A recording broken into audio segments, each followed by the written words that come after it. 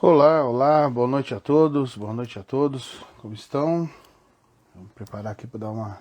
Vou convidar o nosso parceiro de hoje, deixa eu dar uma olhada aqui como é que a gente está. Cadê?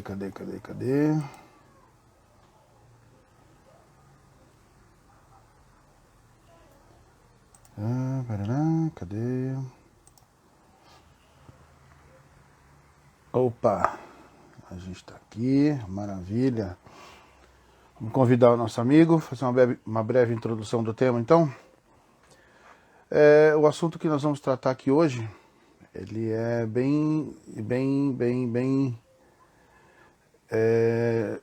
na realidade bem recorrente, bem simples, tá? É um assunto que a gente discute muito no canal, discute muito aqui nos grupos de sobrevivência, tá? De sobrevivencialismo. A gente vai tratar hoje sobre um assunto bastante legal, que é a BOB, a nossa Bug Out Bag, que é a nossa mochila de fuga. É um equipamento muito comum em alguns países aqui da América do Sul, bastante difundido no Japão, na Europa, tá? Pouco conhecido no Brasil, fora dos círculos da sobrevivência, do sobrevivencialismo, que para algumas pessoas é alguma coisa inútil, não tem muita relevância, né, do ponto de vista prático, mas para quem tem a necessidade de uma emergência, de uma retirada, é fundamental. E vocês vão entender por quê, né, disso hoje. Eu vou chamar o nosso parceiro aqui para conversar com a gente.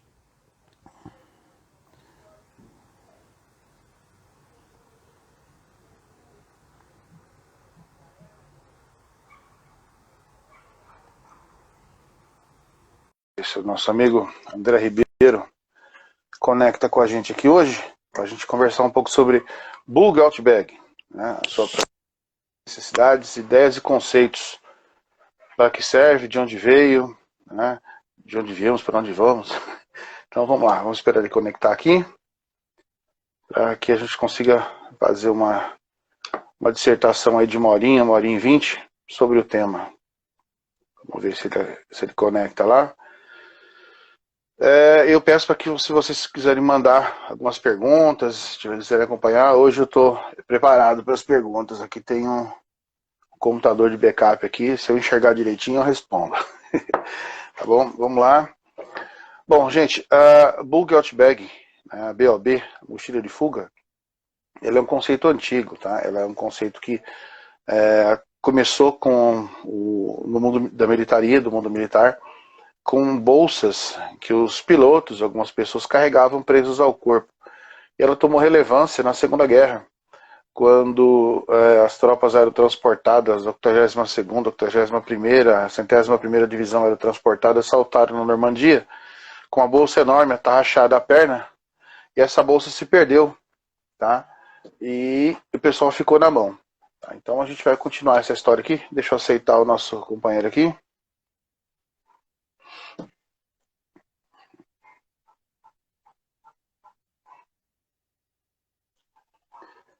Opa. Fala, mestre. E aí, bro, beleza? Boa noite. Boa noite, como é que você tá?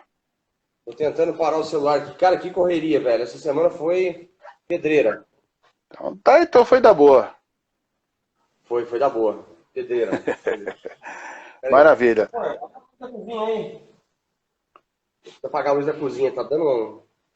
Ó, dá licencinha. Deixa eu só apagar. Vai lá, resolve aí. Eu vou adiantando o assunto aqui.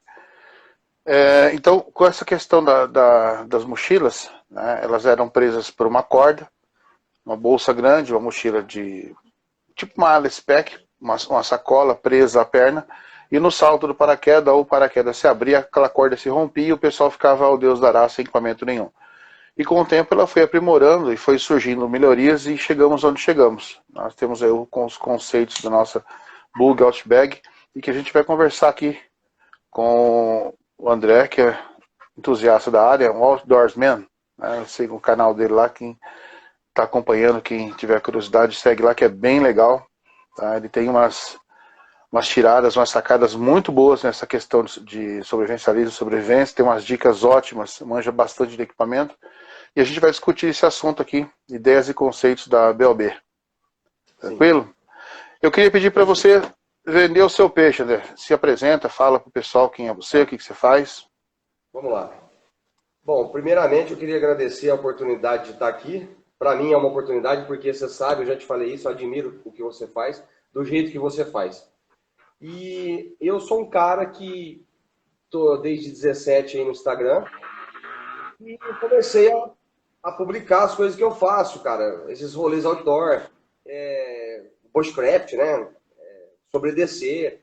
E eu venho amadurecendo a ideia e cada vez mais focado na necessidade de que a preparação ela é uma coisa que a gente não tem tempo. É para ontem. A preparação eu entendo que é para ontem, Isso. né, cara? Você nunca sabe o que pode colapsar, quando pode colapsar. E eu vejo muito. Eu tenho um vídeo teu, cara, de POB, que é um assunto em voga hoje, que eu assisti ele várias vezes, cara.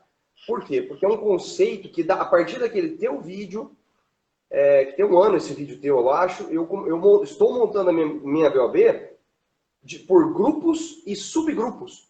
E esses grupos e subgrupos, eles atendem, todos eles, às necessidades de 72 horas, tal, mas aí, cara, meu amigo, é aquela variação de mochila do fim do mundo para BOB e aquele conceito de que realmente É, é bem isso aí.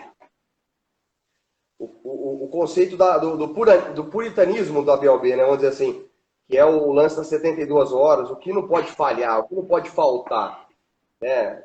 E eu acho que hoje a gente está aqui para falar um pouco sobre isso, né? Essa é a ideia, a gente dissertar esse assunto. Eu dei uma introdução comentando com o pessoal de onde surgiu de onde se sabe, se imagina que surgiu essa ideia, né? Que eu Sim. pesquisei isso aí até não querer mais, para escrever aquele meu livro que está lá na Amazon, Manual de Sobrevivencialismo, e chegamos onde chegamos aqui, naquela famosa história da BOB, né? Para que ela serve? Que raio é isso, né? Quase cabe aquela brincadeira, né? De onde viemos, para onde vamos, né? É que Sim. países latinos, só alguns aqui, têm essa cultura da BOB, principalmente países que têm a interferência de ações sísmicas, catástrofes naturais, como Chile, Peru, tal, que as crianças já aprendem, já têm esse conceito México, né, que tem bastante arraigada essa cultura do sobrevivencialismo, que tem um pessoal que ensina, inclusive em escolas primárias, como usar, o que levar, o mínimo. Então são conceitos em que a pessoa tem a cultura da sobrevivência. E sem contar Japão, alguns locais da Europa, né? E o porquê ter. Por que ter, a gente tem uma série de motivos, a gente vai conversar com o pessoal aqui agora. Eu queria que você, na sua visão, como entusiasta da área, como conhecedor, a sua BOB, tá? Deixa eu dar uma introdução primeiro. Antes de perguntar como é a sua, eu queria que você falasse para a gente o seguinte: como você enxerga a BOB? Para que ela serve? Olha, a BOB hoje, na configuração de BOB, para mim é uma mochila que ela tem que estar operacional para mim poder ter ali o prazo de 3 dias, né, 72 horas, de autossuficiência, diria assim, autossuficiência. Uma vez que, veja bem, na minha realidade, eu tenho um azimuth de segurança, inclusive eu tive nele hoje trabalhando, até publiquei alguma coisa aí no Instagram, e esse azimuth de segurança, hoje eu vou lá, eu estou fazendo cadeira, mesa, estou fazendo defletor na fogueira, fiz a fogueira subterrânea, é um azimuth totalmente stealth. E essa BOB minha, o conceito dela está preparada para uma situação de eu ter que ir para lá. Lá eu não tenho água, mas eu tenho como levar o suprimento de água para os 3 dias sem problema. Mas lá eu já tenho uma machadinha escondida lá, sabe? Eu tenho um facão velho escondido lá, eu tenho lona enterrada lá, sabe? Eu tenho um disco de arado pequeno escondido lá para mim cozinhar. E muita madeira, muita lenha. Então a minha BOB hoje, ela está focada nisso. Principalmente no quesito cozinha, que eu fiz um redimensionamento das minhas necessidades na cozinha. Tá no meu perfil aí. E a parte de dormitório. O kit de dormitório eu acho muito importante numa BOB. Haja vista ali o kit de dormitório, não falando de uma barraca, mas sim de uma rede, uma boa tarp, né? Ou até mesmo somente uma tarp, que você consiga fazer um bivac, consiga fazer um abrigo. É fundamental eu ter isso na minha BOB. Até porque Vamos supor que eu não conseguisse ir para esse azimuth e fosse fazer uma evasão de moto ou de carro. E essa TARP é tão importante, cara, um conjunto de... Um kit abrigo é tão importante na minha visão, que eu posso ter uma necessidade de estar num lugar totalmente isolado, sem árvore, sem nada, e eu ter que fazer uma cobertura para não morrer de insolação, cara. Então, são visões que, na medida em que as necessidades possam surgir, a gente tem que tentar antecipar. É muito difícil, não é simples, respeito muito. Eu, por exemplo, sou um estudioso da área, mas respeito muito quem está à frente, porque não é fácil, cara. A gente chegar num conceito comum de BOB, primeiro que é meio que impossível, né? Necessidades variam. Mas é isso, cara. Não sei se eu consegui responder de forma objetiva. Legal. Chegou uma pergunta aqui, eu vou dividir ela com você, que é uma questão que a gente costuma, fugindo um pouco do nosso roteiro, uma questão bem interessante, que a gente costuma ver em países que têm ou uma ocorrência de sismo, uma ocorrência de catástrofe, ou países que ficam aí com o dedinho no botão vermelho a vida inteira. Chegou uma pergunta aqui da Fabiana, é o seguinte: no Brasil, existem locais sinalizados para evasão no caso de emergência, aqueles abrigos da população, né? Tem aquela placa, bunker aqui, se abrigue aqui. O que você acha?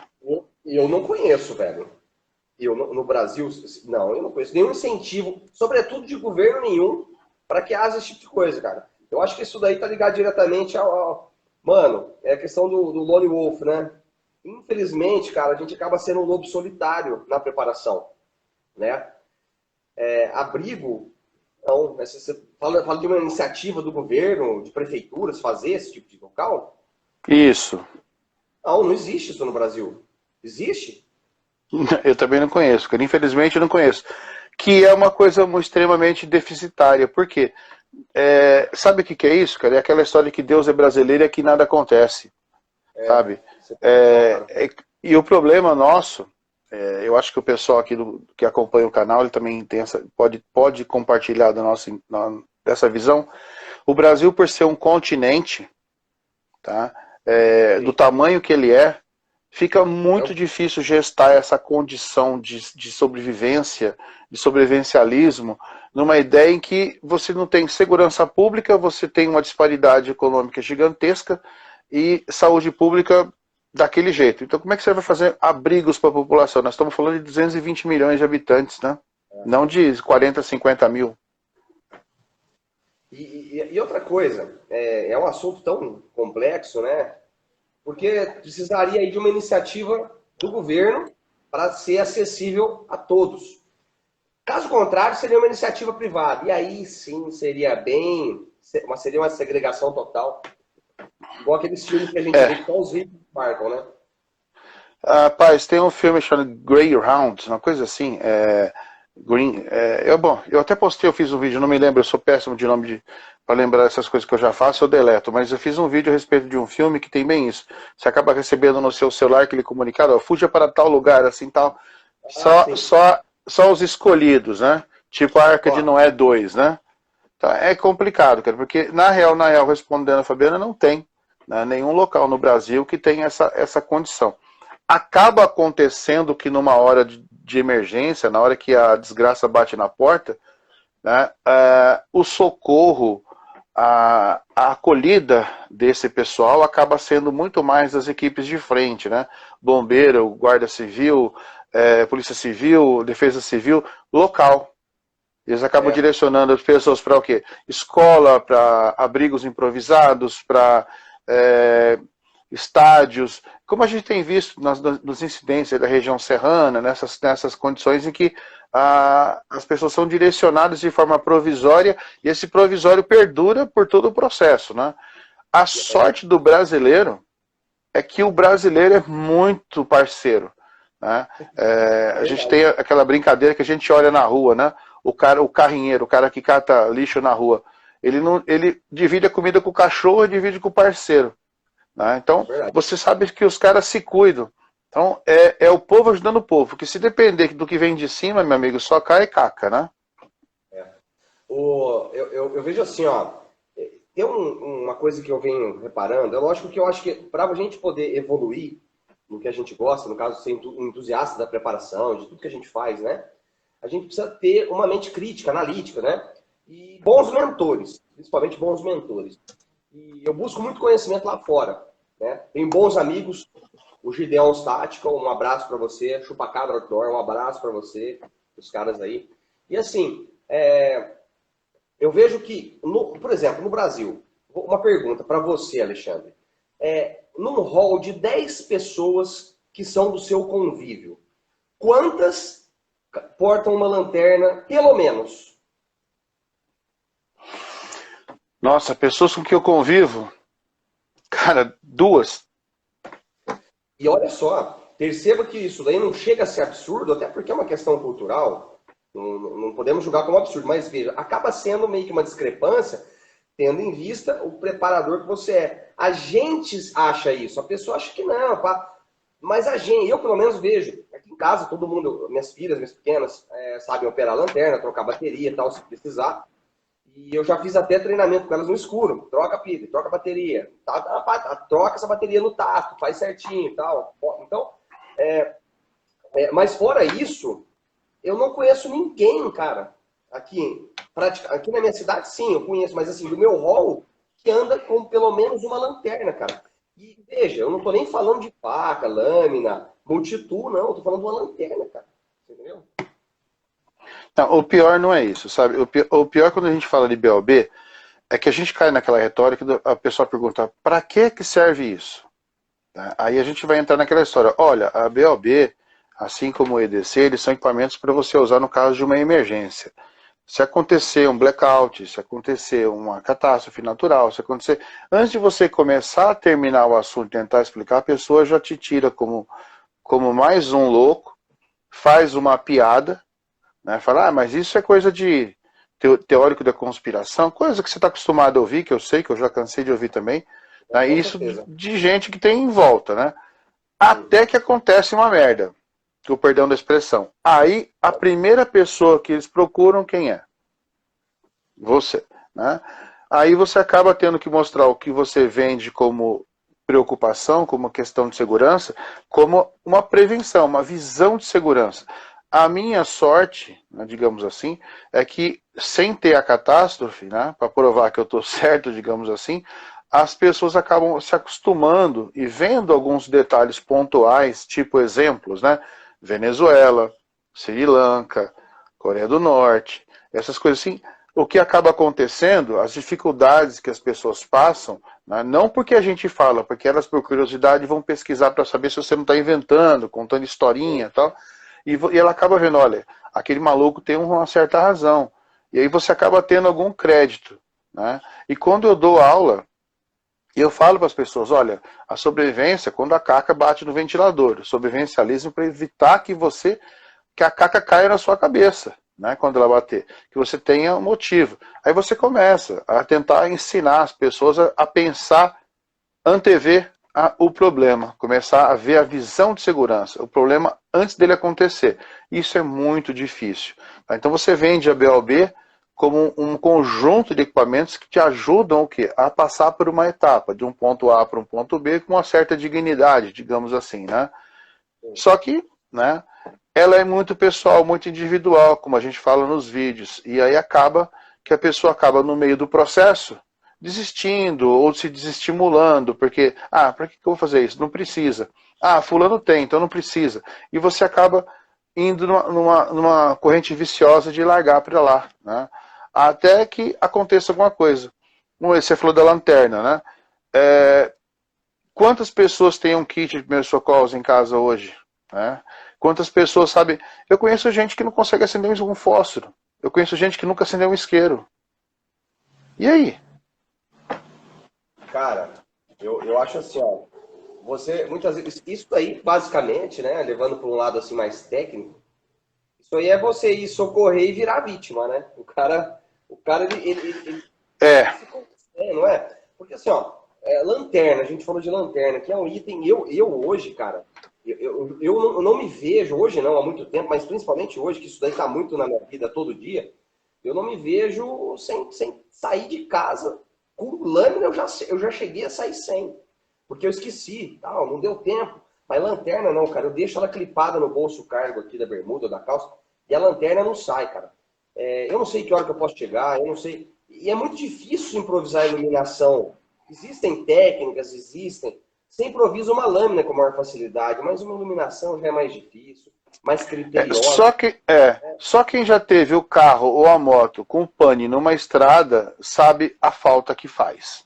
Né? Exatamente. Ou quando acaba a energia elétrica, que você está em casa e começa a achar os móveis com a canela ou com o dedinho, você sabe quanto é ruim. Né? É complicado. É duro. Aqui tem uma outra pergunta aqui bem interessante. Essa aqui é legal. Imagina o conceito, né? Nós temos a mobilidade natural. Nós andamos, nós corremos.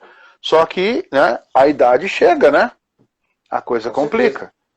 E quem não tem essa capacidade de locomoção, mobilidade, ou por idade, ou por deficiência, ou por qualquer outro tipo de incapacitação, como é que essa pessoa se vira? Bom, É uma questão bem difícil.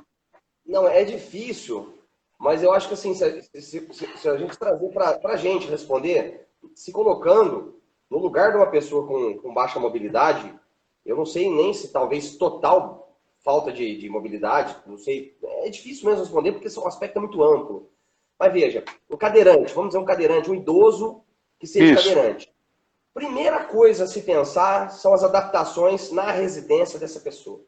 O idoso cadeirante, ele não é tolerável que haja degraus na casa dele. Ele precisa ter rampa em todo lado, precisa ter vias de acesso facilitado para que ele possa sair na rua e colocar o lixo, ele mesmo, por próprio esforço. Isso depende de uma engenharia ali na casa dele, né? De trabalhos ali, de pedreiro, no caso, fazer rampa e adaptar tudo isso aí, esse caminho. O começo da BOB desse cara, o começo da preparação desse cara com necessidades mais pontuais, seria esse, adaptar o seu ambiente primário. O ambiente, exato. O ambiente no qual ele reside e dali sim, se houver necessidade de uma evasão. Tendo em vista esse escopo que eu estou falando, seguindo essa linha, esse cara, se ele tiver a condição ainda de dirigir um veículo adaptado, e não é porque o cara tem pouca mobilidade que ele não deve ter um EDC mínimo, né? A lanterna, ele pode acender, ter uma lâmina, nesse caso até mesmo para autodefesa, quem sabe, acoplar na cadeira ali, até de repente ele colocar umas placas, uns plates mole na cadeira para pôr algum bolsinho, eu não sei, cara. Jeito para tudo se dá nessa vida, meu amigo. E o ser humano é muito adaptável, né, cara? E eu acho que a pessoa com pouca mobilidade, o primeiro passo, ela ter no seu ambiente primário toda e qualquer condição favorável para que ela consiga reagir à situação, né? Com certeza. Eu imagino assim, a primeira parte da preparação desse indivíduo com necessidades especiais, digamos assim, é ambiental. É o seu ambiente. E ele tem quase que uma obrigação de ter um suporte, uma BOB adaptada, segundo aqueles conceitos que a gente prega, né, para a sua realidade. Né? Não vai ter uma mochila gigantesca, mas ele vai ter que ter um equipamento mínimo, porque ele também, apesar de todas as necessidades, ele tem necessidades que nós não temos. Né? Você imagina uma pessoa que é paraplégica, que ela depende de sonda, fralda, fica uma coisa muito complicada, cara. É uma coisa assim que quase que ela precisa de uma outra pessoa para apoiá-la. Então, quer dizer, a sobrevivência, o sobrevivencialismo, ele já não é aquela história do lone wolf, né? Ela não funciona direito. Então, quando você tem grupos, facilita. Aí cabe aquela história, né? Um detalhe importantíssimo da sobrevivência psicológica. Numa questão dessa, nós sabemos por motivos históricos já que quando o ser humano ativa o modo de sobrevivência, ele tem aflora o que ele tem de melhor e o que ele tem de pior, né? Então a gente sabe o que esperar dessas situações, né? Então a gente acaba nem entrando nesse escopo, nesse métier de conversa, porque quando a gente começa a entrar nisso, começa a ficar tão pesado que algumas pessoas mudam o assunto, porque a gente vê, né, as consequências de pessoas desajustadas ou pessoas desesperadas, né? É só assistir o que aconteceu no Sri Lanka, né? O que acontece na Venezuela, quando tem no começo da crise lá. Mas, como você disse, o ser humano é adaptável, né? O mal, eu acho que na realidade acaba sendo um mal a longo prazo. Porque como nós somos muito adaptáveis, a gente acaba acostumando com o que é ruim. E a procrastinação vem de brinde. Aí você acaba, não, depois eu vejo, depois eu faço, tá bom assim. Aquela frase que eu detesto, né? Podia ser pior, né? Para justificar que você já tá na merda, né?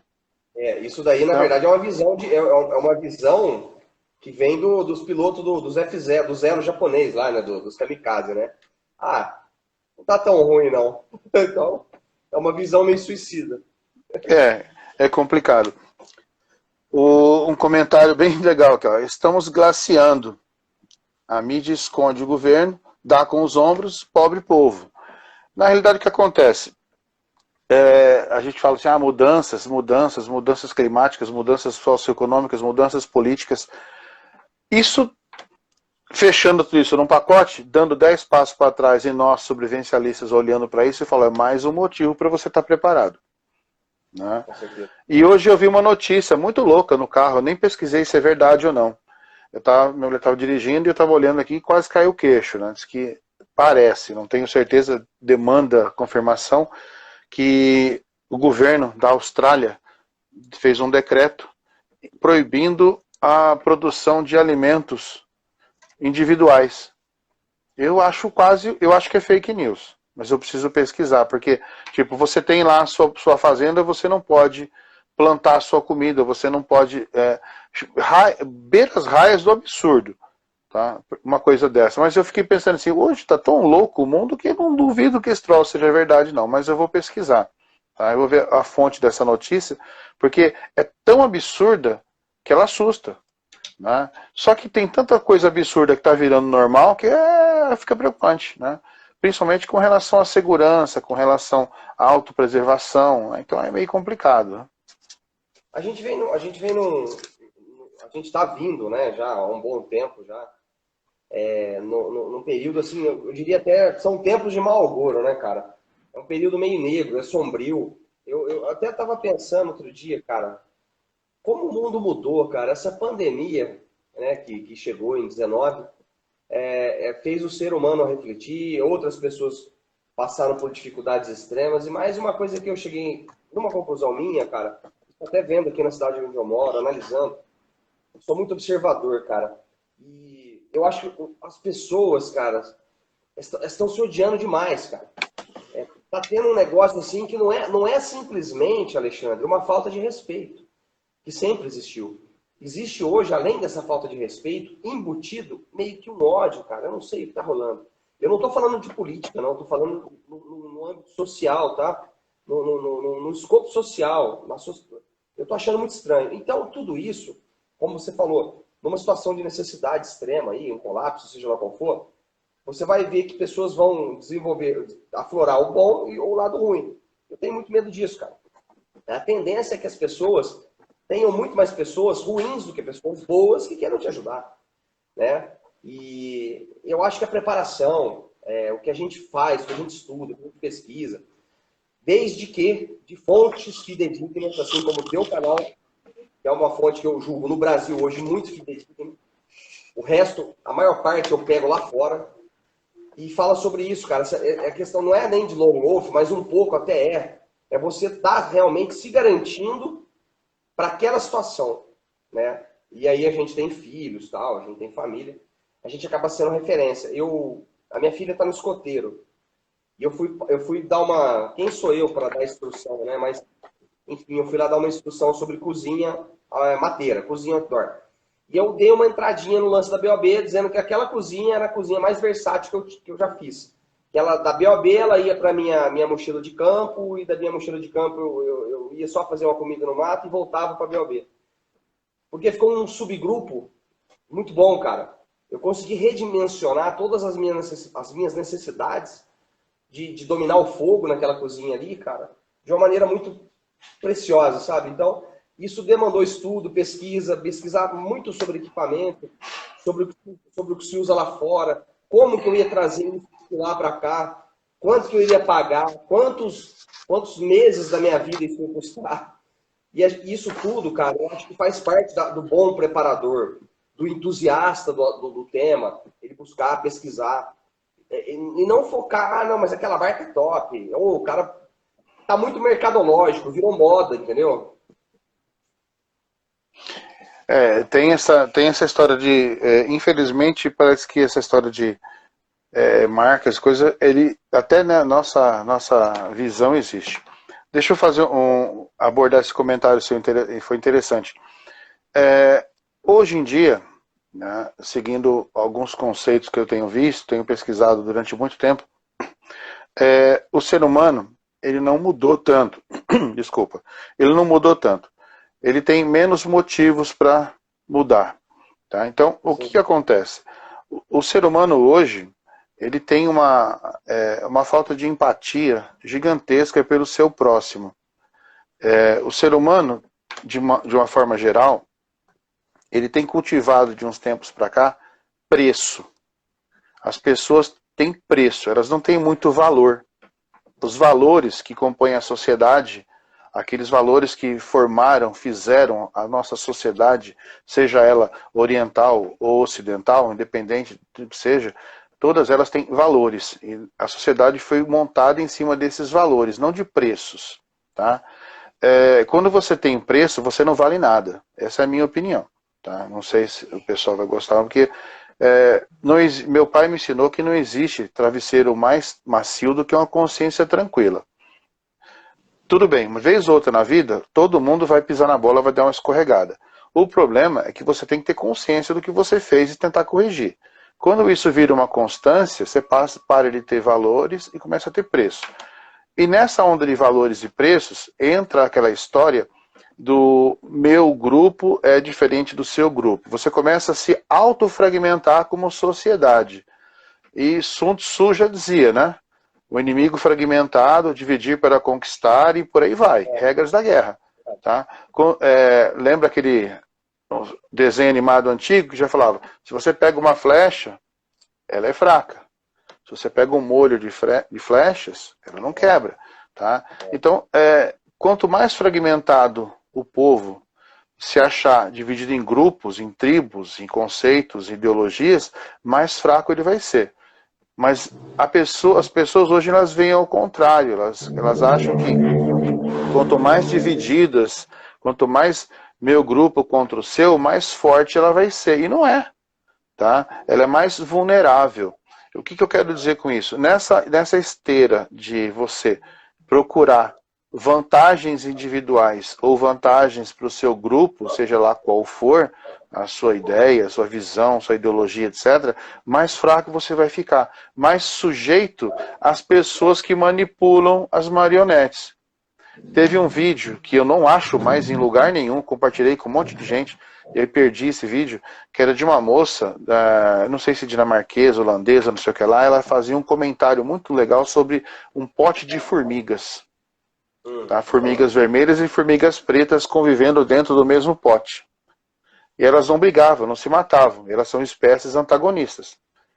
Quando alguém chacoalhava o pote, uma achava que a outra tinha atacado, elas se matavam todas. E ela pergunta no final, quem é que está chacoalhando o seu pote? Porque alguém está ganhando com isso, e não é a gente, aqui embaixo, no pé da pirâmide. A gente aqui só está pagando preço para alguém lá em cima. E aí eu respondo a pergunta de um camarada aqui, como se preparar para essas mudanças? Aqui ele fala de glaciação, mudança, falta de alimento. A gente já está vivendo isso. A gente tem visto governos de grandes potências, Canadá, Estados Unidos, Europa, a Rússia, China, soltando comunicados para o seu povo estocar comida, para o seu povo não desperdiçar, falando que vai ter dificuldade. O governo da Alemanha, 2 semanas atrás, soltou uma nota pública, né, pedindo para que seus habitantes deixem estocado em casa no mínimo 10 dias de suprimentos, e por aí vai. Você começa a ver essas coisas, você fala, tá tudo indo pro vinagre, né?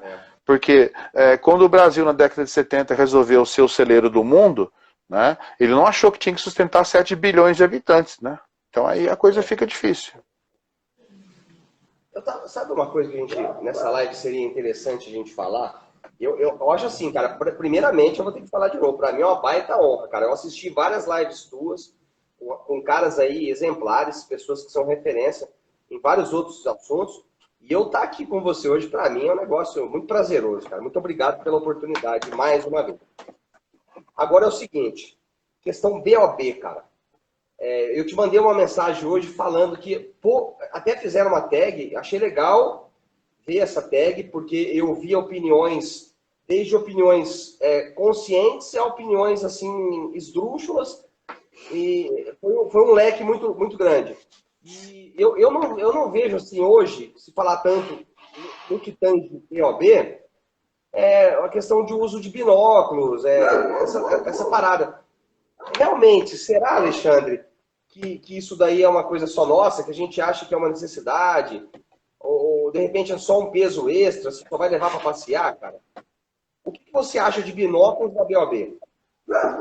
Olha, eu tenho um monóculo por motivo de praticidade. Pequeno, carrega no bolso antigamente do colete, aí eu mudei, fui mudando, hoje um cinto tático para segurança e observação a longa distância. Por quê? Não adianta você chegar num lugar quando você é pego desprevenido. Você tem que ter aquela visão de longa distância, ou para segurança, ou para caça, tá? Ou para reconhecimento do terreno na parte de logística e captação de inteligência, né, de aquisição de inteligência. É uma ferramenta extremamente importante. Tem equipamentos de todo tipo, todo preço. Se você entrar no site de compra, você morre louco, né? Tem binóculo aí que custa R$10, tem binóculo que custa o preço de um carro. Né? Tem binóculo com FLIR, visão noturna, o escambau. Eu vou comprar um binóculo. Eu compraria um binóculo, digamos assim, mecânico, não eletrônico. Sim, sim. Tá? Um Tasco, um Bushnell, uma coisa assim. Não conheço marcas brasileiras, tá? E é uma coisa importante. Tá, binóculo é tudo igual, não é. Tá? Existe a diferença entre um plástico formatado e uma boa lente, né? E também não tem a tem questão tudo isso. do roof e daquele que é. Por exemplo, a questão do binóculo waterproof, a prova d'água também tem essa diferença, a questão Sim. do prisma, né? Do roof, É. eu prefiro o roof 1000 vezes. E isso eu acho tão importante a gente falar isso para as pessoas, cara, porque mesmo que a pessoa fale, mas você está falando, eu não quero saber disso. O meu pai dizia que a gente não, no cérebro, na cabeça, a gente não ocupa, o conhecimento não ocupa espaço. Então, se eu puder aprender, né? E às vezes as pessoas acham chato, mas você está falando disso daí, cara, nossa, eu quero saber de faca, de canivete, de lanterna, mas tem coisas que também são importantes no conjunto da obra, né? E a galera gosta de faca, lanterna, multitool, gosta de ver a gente sendo personagem, né, cara? E não falando de coisas um pouco mais, vamos dizer assim, que são coadjuvantes. Realista. Realista, mas é difícil, né, cara? Vou falar de BOB, eu acho que não é simples. Uma tag com 3 itens essenciais é um negócio assim, embora seja simples na construção do conceito, também é uma coisa que pode dizer muito sobre o cara que está respondendo a tag, né? Se a pessoa realmente vive aquilo na vida dela, ou se ela está ali por pura e simplesmente um patrocínio, ou alguma necessidade de autoafirmação, sei lá. Assim, quando você tem compromissos comerciais, a coisa fica mais complicada. Quando você tem o compromisso comercial, mas você tem liberdade, também é outra. Então tem uma série de condições. Mas a questão qual é? O que eu vejo? Quando eu trato do assunto sobrevivência, primeiro que assim, você não pratica sobrevivência, ela não é um esporte. Tá? Segundo que você não vai treinar sobrevivência, porque para treinar sobrevivência você teria que entrar numa condição de sobrevivência para ver se você sai dela. Então você tem que fazer o quê? Simulados de sobrevivência, fazer oficinas, etc. Já é um outro nível. Quando as pessoas querem, eu quero ver faca, quero ver, a pessoa só quer ver. Eu costumo falar para todo mundo que não adianta você ter uma mochila com o top das galáxias e não saber usar porra nenhuma ali dentro. Então você tem que saber usar o que você tem. Por isso, compra aquilo que você sabe usar. Aprende a usar e evolui. Tá? Não, vou comprar logo o top do top do top. Maravilha, sabe usar? Não. Então é um peso morto. Tá? Não adianta nada. Então, a gente fala, mas toda a BOB e EDC lá dos Estados Unidos, o cara tem uma arma. Beleza, maravilha. A sua legislação local permite? Não. Então, amigo, desculpa. Mas eu sou CAC. Então você é um privilegiado. Faça. Seja, né? Se você tem oportunidade, abraça, mas seja responsável. Eu tenho aqui no canal o parceiro, meu instrutor, amigo pessoal Simões, né? Me ensinou a atirar, me ensinou a manusear arma de fogo, ensinou tudo. Eu converso com ele esse assunto direto. A gente tem altas conversas sobre esse assunto. Não adianta você achar que você é o cara e no fim das contas é complicado. Porque você vê gente que está altamente capacitada portando arma de fogo morrendo. Quem dirá a gente, né? Que não consegue. Então não adianta você ter um equipamento. Você tem que saber o quê? Antever o problema e evitá-lo o máximo que você puder. A visão de segurança. Né? Agora, não deu. Foi para as cabeças, como diz lá o Karnal, né? Que se for para entrar numa briga, que seus inimigos o temam. Né? Não vai sair de lá na horizontal, sai na vertical. Né? Então é complicado. Faca, canivete, rádio, lanternas caríssimas. Meu, funciona tudo. Começa pelo básico, sabe? Lanterninha da 25 de março, canivetinho vagabundo. Aprende a usar e evolui. Se você achar que aquela é a sua necessidade, que aquilo tem futuro na sua cabeça, que você vai se prevenir, evolui, sabe? Vai evoluindo.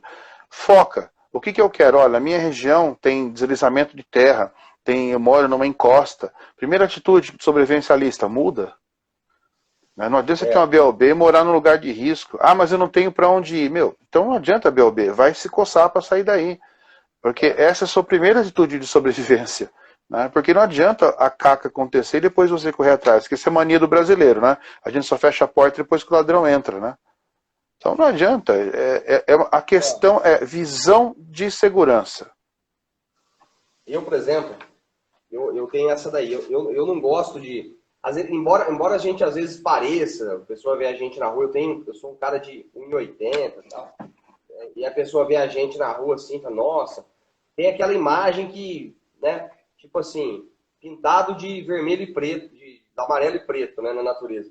E aí, isso já evita. Mas eu vejo o seguinte, cara, eu percebo que às vezes eu tô num lugar assim, tal, com a patroa, tomando uma cerveja, eu percebo que primeiro que a gente escolhe o lugar para sentar, tem todo aquele ciclo ordem que a gente segue, né?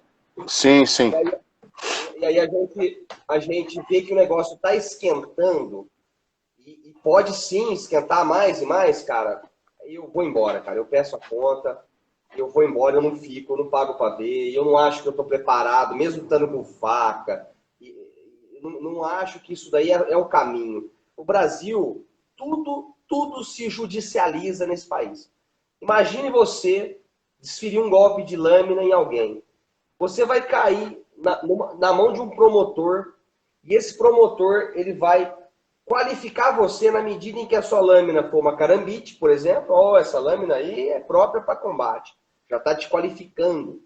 Ele vai te qualificar de tal maneira que você não vai conseguir passar por esse processo sem cumprir pena alguma.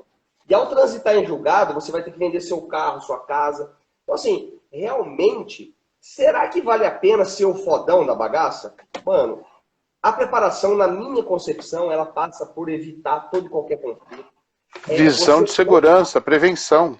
Exatamente. Você não está no holofote da situação e sim prever, antever e sair fora. A gente, numa situação de sobrevivência, a gente é o camper. A gente está ali na visão de distância e uma percepção sempre muito aguçada, né? E evitar. Porque, cara, a pessoa é muito legal. Ah, eu sou CAC, eu levo tudo. Por exemplo, eu carrego aqui a minha Glock, cara, a minha C17, ela não cai aqui, muito bem velado, eu treino saque, eu sou fodido. Mano, não é assim, cara. Você pode até ser, isso no esporte, no tiro esportivo, muito bonito, muito legal. Mas vamos ser realistas. A gente está num país em que tudo se judicializa. Permita-me ser breve, mais um comentário. O Bruno Nômade tem um canal, um perfil no Instagram, conceituadíssimo, um abraço para ele. Em uma conversa informal com ele, ele me disse que lá no estado do Rio de Janeiro e Minas, existe uma legislação específica com relação ao tamanho da lâmina. Você sabia disso aí, Alexandre? Sabia, infelizmente sabia. Então, salvo engano, são 7 centímetros de lâmina tolerável. Tá, salvo a interpretação do agente da lei. E uma situação, o Bruno estava entrando na trilha, todo equipado, né? estava entrando na trilha com a sua mochila, todo equipado, e estava levando uma faca de campo. Uma faca de campo, a gente sabe que o padrão é 28 centímetros, mais ou menos, né? Então, fere totalmente a Constituição local. O agente público, um policial militar lá, abordou ele, 2 policiais abordaram, tal, onde você está indo? Ele e um colega dele. E o cara viu a faca de forma até ostensiva, mas muito embora ele já estivesse na iminência de infiltrar, né, de fazer infiltração. O policial falou assim, olha, eu vou ter que levar essa faca, eu vou reter essa lâmina, você sabe que não pode e tal. E ele, com toda a sabedoria do mundo, coisa que eu nunca escutei ninguém dizer, falou assim para o agente público: o senhor vai levar a minha lâmina?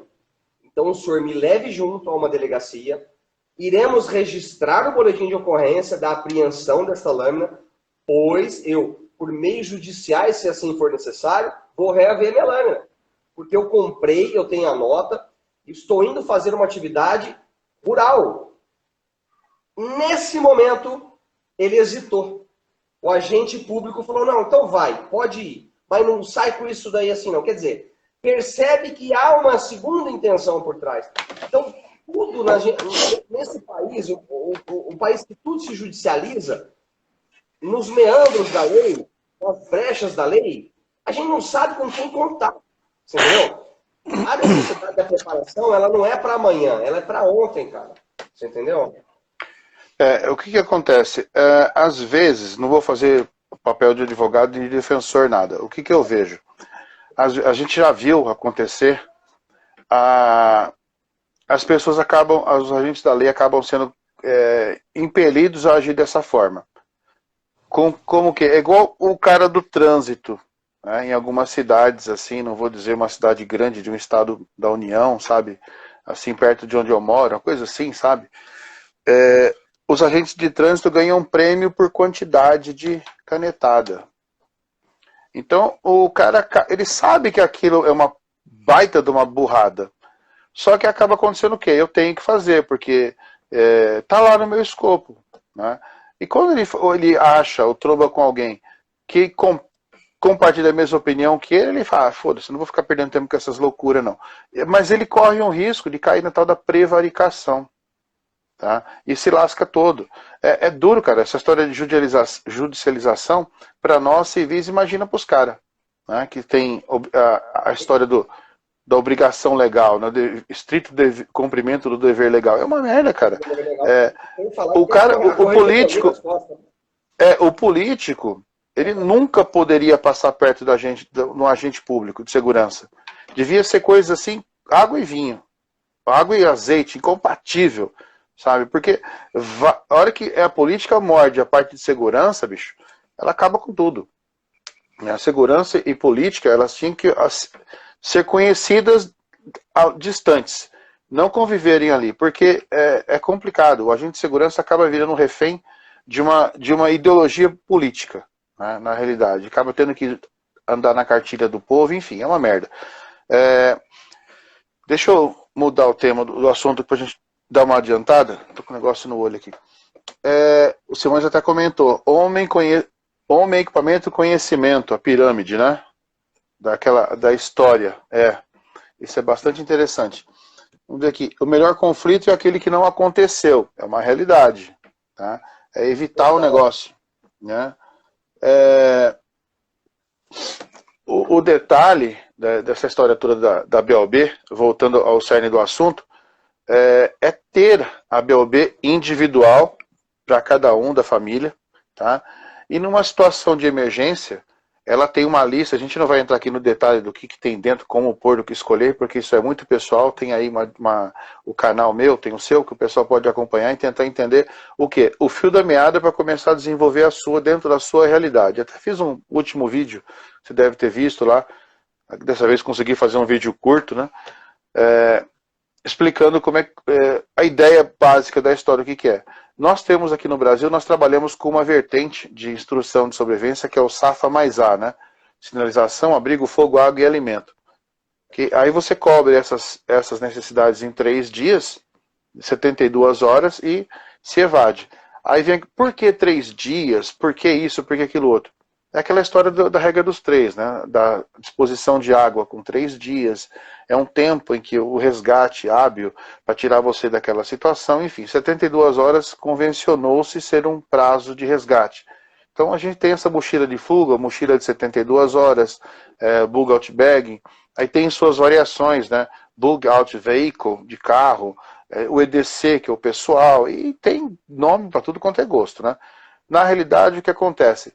Tem a sua mochila com seu equipamento para você se sobressair numa situação de emergência com o mínimo de dignidade possível, não dependendo totalmente, nem terceirizando a sua segurança e sua sobrevivência ao Estado. Tá? Pelo simples fato de que o Estado ele não é onipresente, onisciente. Né? Ele não vai conseguir estar em todos os lugares ao mesmo tempo, o que é um contraponto maluco da legislação, né? Você não pode ter um porte de arma porque é obrigação do Estado te defender. Você não pode ter um extintor de incêndio porque é obrigação do Estado apagar o fogo. Né? Então, é umas coisas meio loucas. Né? Só que você não tem como terceirizar a sua segurança pessoal, seja em que nível for, né, para terceiros. É loucura. Né? Você tem uma frase antiga, de um provérbio bem antigo, adaptado, né, para um filme, que o pai de um personagem muito famoso, não sei se é verídico ou não, o pai do Chris Kyle, né, ele conta aquela história existem 3 tipos de pessoas, né, as ovelhas, os lobos e os pastores, né. Então, existe, e aí vem aquela história do cerne do ser humano, né. Tem as ovelhas que nunca acreditam que nada vai acontecer, tem os lobos que vão aproveitar das ovelhas porque acham que nada vai acontecer, e tem os pastores que cuidam de todo mundo, né? Então, quer dizer, eu sou sincero para você, é complicado você assumir essa função de pastor, porque você tem que convencer a pessoa que ela precisa estar segura, quer dizer, se você pisar aqui, você vai morrer, tá? Mas a pessoa, será que morre mesmo? É duro, né? Você convencer a pessoa de que ela precisa se cuidar, né? É complicado. E você não pode pegar todo mundo pela mão e não pode brigar com todo mundo. Então, nossa, é muito louco isso. Mas se você terceiriza essas obrigações para outros, que é pior ainda. Então, a sobrevivência, o sobrevivencialismo, essa visão de segurança, ela é muito, mas muito extensa. Ela demanda estudos, assim, horas e horas de estudo, anos, né, como a gente está acostumado já a entender do riscado, e a gente não aprendeu nada ainda, né? Tem muito a ver ainda. Sabe o que eu gosto de... Olha só que laboratório interessante, ó. Sabe o que eu fiz uma vez, cara? Quando eu estava começando, EDC, na verdade, é uma coisa que de 2015 para cá que eu comecei a entender mais sobre a sigla EDC. Muito embora nos anos 90, vou fazer 39 anos, sou de 83, e eu usava canivete Zebu, Bianchini e tal, lanterna das mais baratas que tinha, enfim, né? Mas aí em 2016, eu me lembro bem, eu comecei a comprar canivete melhor. Eu comprei um Hat, um Ontário, uma lanterninha, uma micro, né, um multitubinho. E aí, cara, eu pensava, mas isso aqui é meu EDC. Então, se eu considero o EDC apenas o que está junto ao meu corpo, que é o que eu estou carregando ali, né? Ele tem que estar ergonômico a tal ponto que eu possa, na calça ou na bermuda que eu for usar no dia seguinte, portando ele tem que estar muito confortável ao ponto de eu conseguir ter uma noite de sono normal. Então eu dormia com o EDC. Eu colocava o canivete, a lanterna e o tu, do jeito que eu iria usar no outro dia, e punha para dormir. Se durante a noite eu virasse, esse tu tá pegando aqui na coxa e tal, me incomodasse, eu repensava aquele equipamento, redimensionava ou vendia, ou não usava ele em determinadas necessidades, ou determinados rolês, né? Determinadas situações. Isso daí me agregou uma noção muito boa, cara, sobre EDC, para mim, né?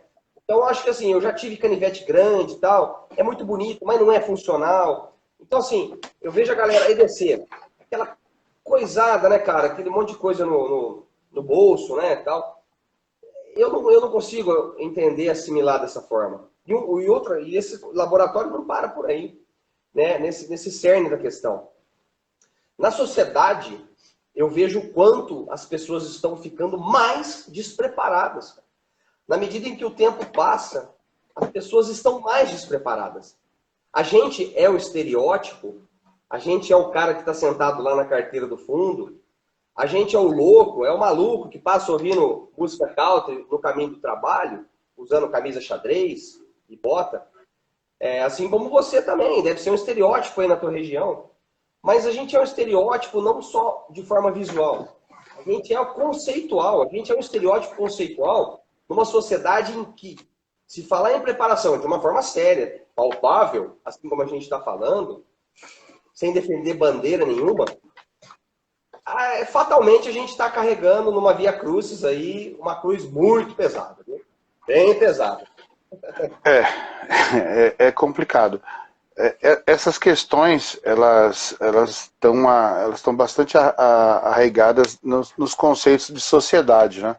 Do que vale a pena, do que não vale a pena, no que as pessoas acreditam ou não. Então, a sobrevivência, o sobrevivencialismo, essa visão de segurança, ela não tem lado, sabe? Ela não tem partido, ela não tem ideologia, ela não abraça uma causa, ela tem uma generalidade, tá? Ela é para todos.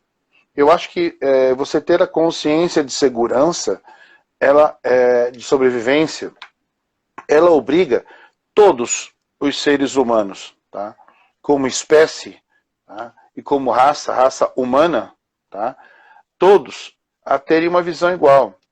Se dá para balizar por baixo, para não ofender nenhuma vertente, a gente pode dizer o seguinte: quando você fala de sobrevivência, você iguala a todas as pessoas. Porque não interessa se você se você é o Hulk ou se você é o Alexandre, você está no mesmo patamar. Você tem as mesmas dificuldades, tem as mesmas coisas, é para todos. Desde a pessoa com deficiência de mobilidade, para a pessoa que tem um pet e não quer largar dele, para o idoso, para a pessoa, para o bebê. Imagina, cara, uma mãe com um filho no colo e 2 pequenos, tá? Numa retirada de emergência, sozinha. Olha a merda que essa criatura tá. Se ela estiver sozinha, ela tem que ser a Mulher Maravilha, cara. Então ela tem que dispor do quê? De ferramentas, de conhecimento, de técnicas para tirar essa defasagem dela e se sobrepor aos outros. Senão ela fica para trás na fila do pão e morre, ela é a filharada dela. Sabe? Então é uma coisa que as técnicas, o estudo, o conhecimento, como disse o Simões lá, homem, conhecimento e equipamento, né? Faz essa tríade, ela é fundamental. Você tem que primeiro saber quem você é. Quais são suas limitações, né? Eu vou aproveitar, vou só pontuar que você falou de igualdade. Hoje eu fiz um trabalho junto com o tiro de guerra aqui da cidade. E o sargento do tiro de guerra, aliás, é um cara espetacular, sargento F. Lima. Ele falou uma coisa para mim hoje sobre igualdade. E eu achei aquilo muito interessante, cara. Ele falou assim para mim: olha, André, eu entendi perfeitamente o que era igualdade quando eu entrei para a escola da ESA. E quando eu cheguei na ESA, eu sempre fui muito trabalhador, sempre trabalhei e tal. Eu cheguei lá, um oficial falou: ô, seu porcaria, coloca sua mochila aí e vai para a formação. Aí aquilo eu senti aquilo. Mas, né? E chegou na formação, raspou a cabeça de todo mundo. Ali eu vi o que era igualdade. Não tinha mais bonito, mais feio, mais alto, mais gordo, mais magro. Tá todo mundo de cabeça raspada. Numa formação perfilada. No primeiro dia de ESA que ele fez. Ele me contou isso hoje, cara. Eu achei interessantíssimo falar isso agora, diante do que você está falando. Igualdade, cara. Mas a gente tem que prestar atenção nesse nivelamento, né? É um nivelamento que muitas vezes ele chega a ser até forçado, cara. Porque o cara fala, hoje, o cara que se acha um pouco ligado no que a gente está falando é o cara que assiste Bear Grylls, é o cara que tem um Discovery ali que ele fica vendo. Aí eu vejo aquilo lá, ou aquilo que você faz lá, igual, por que você não vai para Largados e Pelados? Não tem nada a ver, cara. E eu acho que o que você está falando tem realmente. EDC para mim é filosofia. Preparação é filosofia, né? São análises que você tem hoje, você repensa, você filtra, você decanta certas opiniões que que não são boas para o meio, né? Nosso meio é um meio de muita irmandade, penso eu, né? Mas, inclusive, sei lá, cara, é um assunto um pouco denso falar, né? Mas, prossigo, me desculpe. Não, imagina. É, é, essa questão de limites, né, da pessoa se conhecer, eu acho que a preparação, como modo geral, né, ela obriga o ser humano a se conhecer. Tá? Antes de eu ter lá o meu equipamento, antes de eu ter lá a minha, sei lá, qualquer coisa que eu queira ser, ter ou fazer, eu tenho que me conhecer. Eu tenho que conhecer meus limites, eu tenho que saber do que é que eu sou feito. Tá? Pelo menos uma vaga ideia, né? Saber por quê? Por que eu digo isso? Eu tenho 53 anos. Eu já não tenho a mesma mobilidade que eu tinha com os 20. Né? Então, não adianta eu pegar uma mochila de 50 quilos, que lá com 20 eu fazia. Hoje eu posso até fazer, mas eu não vou andar a mesma distância. Então eu tenho que começar a pensar em o quê? Técnicas, meios, o macete, né? Diminuir o equipamento, tá? Fazer uso do quê? De conhecimento. Tem aquela técnica, né? Quanto mais conhecimento na cabeça, menor o peso da mochila.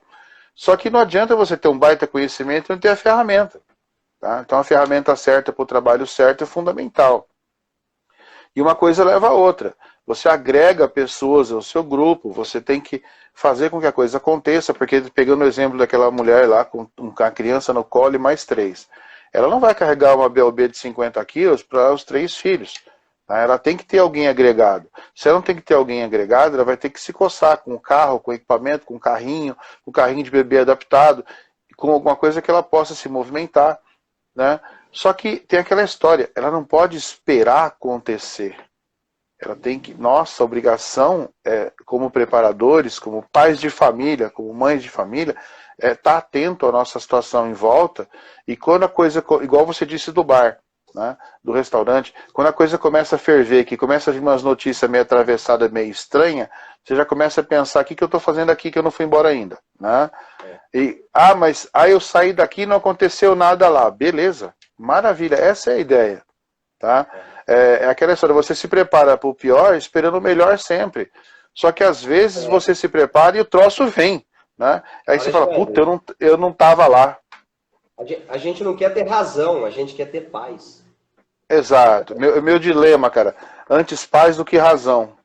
Tá? Se você fala que 2 mais 2 é 10, eu tá bom. Foda-se, tô nem aí. Seja 10 cervejas. Olha, eu falo assim, a galera do Bushcraft. É diferente eu montar um equipamento para sobrevivência do que um equipamento para passar uma tarde no mato. Por quê? Quando eu montei minha cozinha torta, tem até um vídeo bem bacana no meu perfil no Instagram falando sobre essa cozinha, bem dissertada. A minha cozinha, eu pensei equipamento por equipamento. Quando eu pensei no que eu precisava, eu estudava o que tinha disponível, mercadologicamente falando, e aonde tinha no mundo. Isso tem lá nos Estados Unidos. Como é que eu vou comprar isso? Eu tenho parentes que moram lá. Meu tio vai vir quando? Então traz para mim, traz isso para mim, ou compra, importa. E tudo isso demanda estudo. E quando eu montei essa cozinha ficou tão bacana que ela serve para o bushcraft, inclusive, ela é uma cozinha top para BOB, porque a minha espiriteira é titânio, tal, muito top. Assim, bem compacto, leve, robusto, confiável. Isso demandou o quê? Isso é coisa de quem está gourmetizando, você é playboy, é rico. Não é essa a visão. Tem muito estudo. Eu gastei mais horas lendo e pesquisando do que pagando fatura de cartão, cara. Sabe? Eu pesquisei mais do que eu gastei. Aliás, se levar em conta o que eu pesquisei para chegar naquele equipamento que não tem aqui, no Espiriteiro, por exemplo, ou em Shelter, por exemplo, muito mais tempo do que eu paguei, já até paguei. Então, assim, cara, o conceito está muito focado nisso. Mas você vai comprar um negócio desse tal. Cara, você falou de rifle sorte.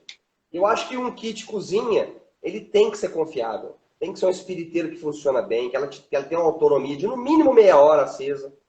Você tem que ter como levar o seu álcool de forma segura para não correr um acidente. O álcool é um perigo, é muito perigoso. Trabalhar com espiriteiro é muito perigoso. sabe? Se ela virar, ela vai incendiar tudo. E você tem que ter uma base boa, você tem que saber. Eu já fiz comida, eu gosto de fazer uns lanchão muito louco, beber uma cerveja e tal. E eu fiz uma vez numa região de pedra, cara. Deu o que fazer para mim estabilizar a espiriteira, cara. Por quê? Porque ela não estava nivelada, tal. Então, eu consegui lograr êxito nisso. Mas assim, é experiência de campo. Com aquele equipamento, eu acho que a gente fica uma enciclopédia naquilo ali, entendeu? E o cara que vai para o bushcraft, às vezes ele leva uma frigideira da Lodge, uma frigideira de ferro fundido, que pesa 8 quilos, para fazer uma bisteca, coloca lá um cheiro verde, o negócio fica lindo, é muito gostoso. Mas eu vejo que não é a mesma pegada, cara. A vibe da sobrevivência, a vibe da mochila de preparação, seja qualquer sigla, ela vai totalmente meio que na contramão da mochila do bushcrafter, do campista, do hiking, do trilheiro. E esses conceitos eu tô colocando no papel e avaliando, decantando isso. Sem, lógico, pôr nomenclatura. Ah, isso aqui é só para isso. Não, não. Mas avaliando, sim, determinados conceitos e setups exclusivamente nessa pegada de mobilidade, praticidade, confiabilidade, robustez, tudo que a gente precisa e deve levar em consideração na confecção de uma BOB operacional, né? Maravilha. Tem essas questões de mobilidade, tem as questões de praticidade, tem as questões de gosto. Eu acho que assim, a sobrevivência, quando a gente está tratando de uma BOB, ela tem que ser o mais leve e mais funcional possível. Se você coloca lá uma panela, uma frigideira de ferro fundido, você já tem que ter isso lá no seu local, você tem que ter, porque não é essa pegada. Essa pegada já é uma pegada mais você já tem o seu ponto de retirada, está tudo pré-montado lá, é um equipamento que você já tem, porque uma frigideira de ferro fundido, ela pesa o quê? 4, 5 quilos. 4, 5 quilos de suprimento é comida para burro. Então você trocaria. Então, quer dizer, são coisas assim que você tem que fazer aquela conta que eu fiz lá nos primeiros vídeos meus, custo-benefício, peso, volume e tal, é umas coisas meio loucas. É umas contas que dão trabalho. É difícil você você vai perder tempo fazendo isso. Não estou perdendo tempo, eu estou investindo tempo agora, né, igual o pessoal que treina para combate fala, soas no treinamento para não sangrar lá. Né? Então, umas coisas que você tem que você prever a sua necessidade, a sua dificuldade. Eu vou te contar uma historinha que quando eu comecei com sobrevivência oficialmente, né, aqui em São Paulo, com o pessoal do Bless Jungle Troop, que até eu conheci o Simões lá. Tá? O sargento, na época, major, hoje coronel Sertório já aposentado, tudo. Você vai naquela vibe de, puta, finalmente vou fazer o que eu quero. Depois de anos caçando, pescando, acampando no interior, então eu vou lá. Maravilha, vou treinar sobrevivência. Já comecei errado. Aí deu uma loucura, peguei uma mochila Alice Pack, daquela large, entupi de equipamento, vou para sobrevivência. Completa. Taquei tudo que você precisava imaginar, dava para passar um mês no mato, e era sobrevivência. E para carregar aquela merda? Cara, não consegui carregar, paguei mó mico do cacete. Né? Eu brincava com os caras que eu esqueci de levar o Hulk para carregar a mochila. Tem um amigo meu, Vitor, que se lascou para carregar a mochila para mim, coitado. Aí você paga esse mico todo, mas você aprende. Fala, puta que burrada, né, cara? Você tinha que ter visto isso antes. Aí, se você ver a mochila que eu levo hoje pro mato, ela é vergonhosa, não tem porra nenhuma. É o mínimo. De 50 quilos foi para 6. E tem a mesma... Tem a mesma praticidade. Só que o que acontece? É estudo, é conhecimento, é você agregar, é você tirar o que da frente? O entusiasmo. E colocar o que? A técnica. Aí você consegue ver. E nessa mudança é que a pessoa desiste. Sabe? Perde o pique. Ah, mas eu não posso, não quero mais. Tá? Aí acontece uma besteira. Né? Ela fala, pô, eu tenho em casa, aí tem uma peça aqui, uma peça lá, até ela juntar tudo, ela já morreu. Né? Então, a ideia da BOB é estar tudo pronto. O cara, quando é um preparador no nível hard, né? Não sou eu ainda, infelizmente. O cara também tem não a sou. BOB montada atrás da porta Sim. de casa. Ele entra e já olha e tá aqui, né? Deu caca, ele cata o que? A mulher, o filho ou o Tá. cachorro, bota a mochila nas costas e larga tudo, abandona tudo, né? Não fecha nem a porta da casa, Beija a né? viúva e fecha o caixão. Cara, são umas coisas malucas, mas a gente só aprende de duas formas. Ou se arrebentando igual eu fiz, ou você escutando quem conhece. Aí eu fui atrás de quem? Comecei atrás de Juliano Toniolo, tá? A galera que entende do assunto. Né? Aí você fala, puta merda, né? Como eu era burro. E começa. Aí, é o mesmo esquema que você fez com a cozinha. Ah, é uma cozinha gourmet. Não é a cozinha gourmet. A hora que você estiver lá no meio do mato, chovendo, tudo ferrado, você vai ver quanto é bom. Eu Tá? cozinho dentro A da hora que... barraca, hein? Então, a hora que estiver chovendo, que se a sua fogueira não acender, que a pederneira, o fogo primitivo, a porra toda não funcionar, você vai lembrar, puta que dinheiro bem gasto do caramba, né? Então, é Sabe uma nessa coisa que hora que ele vale a pena. assim, ó, eu não sou, pelo amor de Deus, velho. Eu não sou contra, desculpa. Eu não sou contra, nem eu adoro, acho primitivismo. Eu estou estudando sobre primitivismo, o Jamie, com a Linda Jameson, né? Então, assim, eu acho muito legal o homem dominar o fogo, tal, técnicas milenares, tal. Mas eu sou adepto, eu adoro o bom e velho Bic Lighter. O Bic, para mim, são três são 3.000 acendimentos, cara. É muita coisa. Eu vou acender uma fogueira, eu não vou ficar assim lá, né?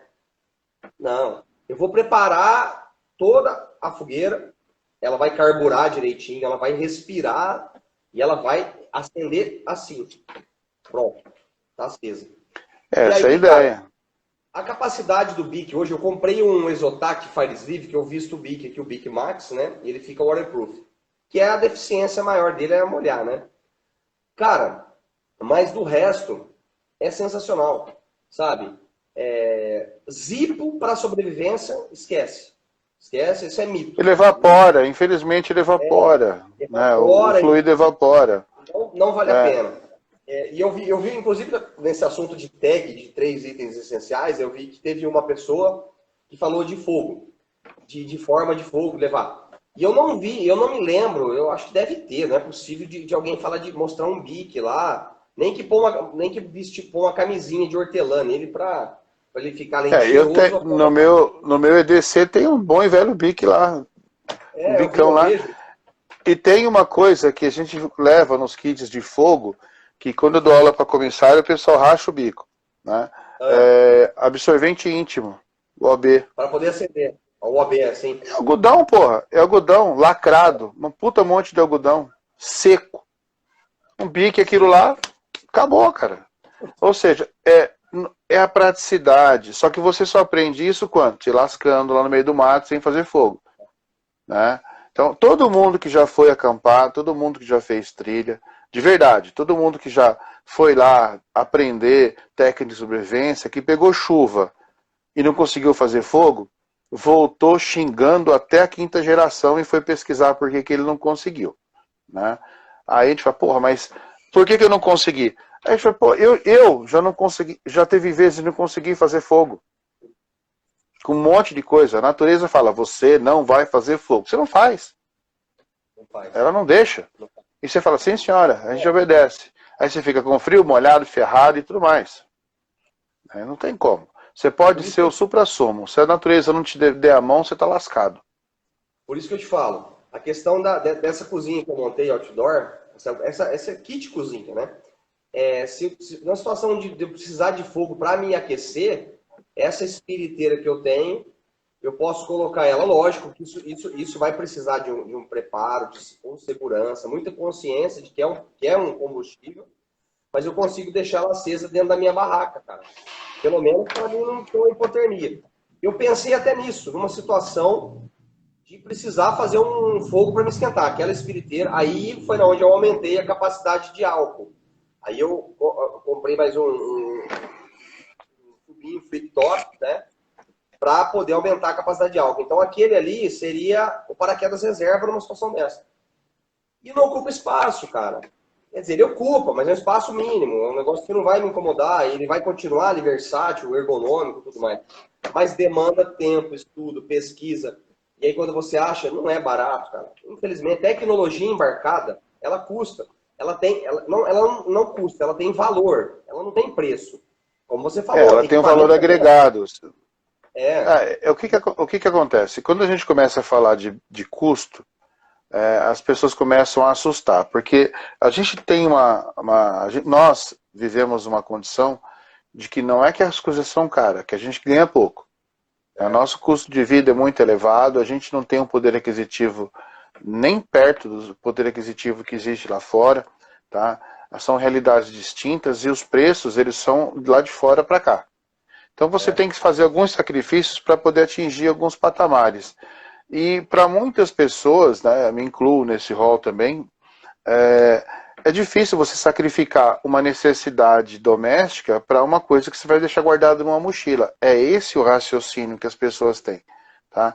Até você precisar. Ah, mas quando que eu vou precisar? Talvez nunca. Tomara Deus. Né? Só que se você precisar, você vai ter uma coisa confiável.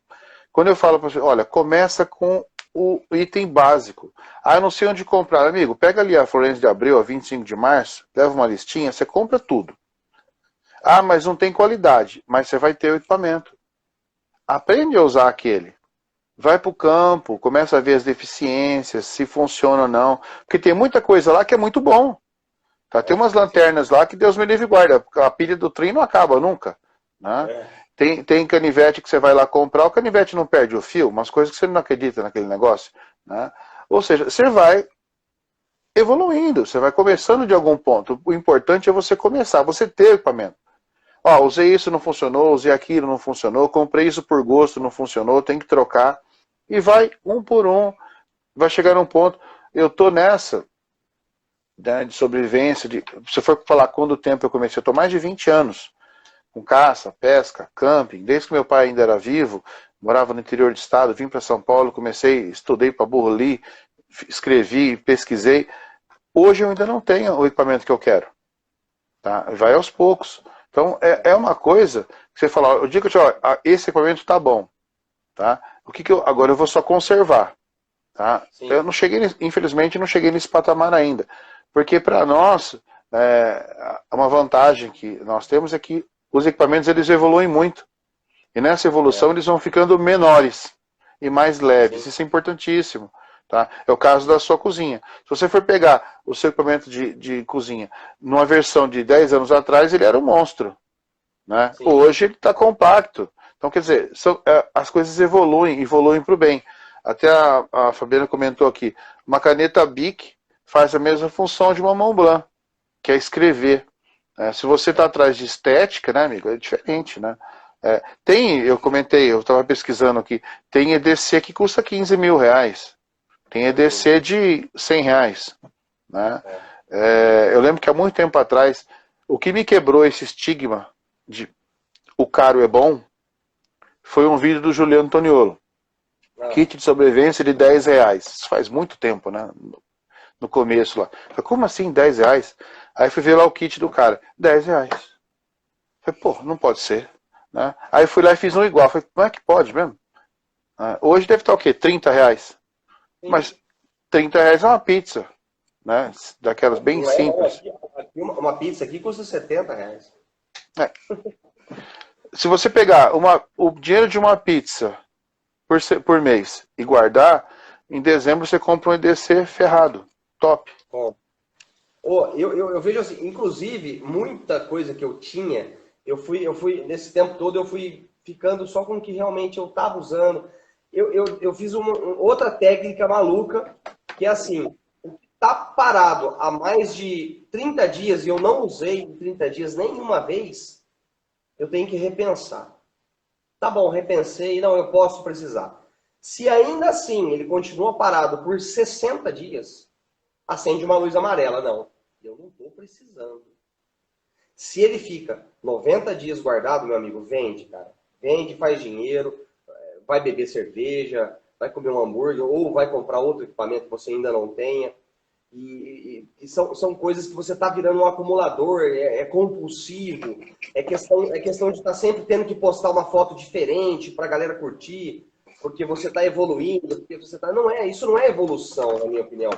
A evolução, ela é aquilo que a gente fala. Lá na onde eu frequento, no Azimuth, que eu fui lá, inclusive hoje, eu estou construindo móveis naturais ali, com sisal, para não poluir a fogueira. E lá, cara, hoje eu levei um pouco de bambu, né, para lá, porque o bambu ele é muito versátil para você fazer colher, você fazer palito. E no que tange a minha cozinha, existe uma coisa que eu não mencionei, mas é muito importante. Porque você não vai ver na minha cozinha, e quando eu falo minha cozinha, ela está numa Poach, uma Poach da Condor pequenininha.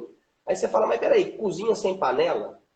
A minha panela hoje, é lógico que eu vou comprar um outro reservatório, né, de inox também, para poder, que está faltando.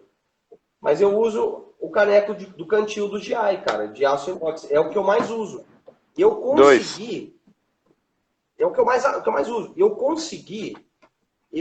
com um amigo meu que foi para os Estados Unidos, ele trouxe uma tampa da Heavy Cover, que ela é hermética e ela veste no caneco e ela faz a função de uma panela de pressão. E você alivia, tal. É sensacional aquilo, cara. É um espetáculo, cara. Para você Eu conheço, eu já vi. até tem no meu perfil aí, ele me trouxe aquilo, me deu aquilo, eu achei aquilo um espetáculo. Achei aquilo sensacional. Leve e tá na minha cozinha. Mas o que eu falo? Ah, mas você não tem panela, e aí? Peraí.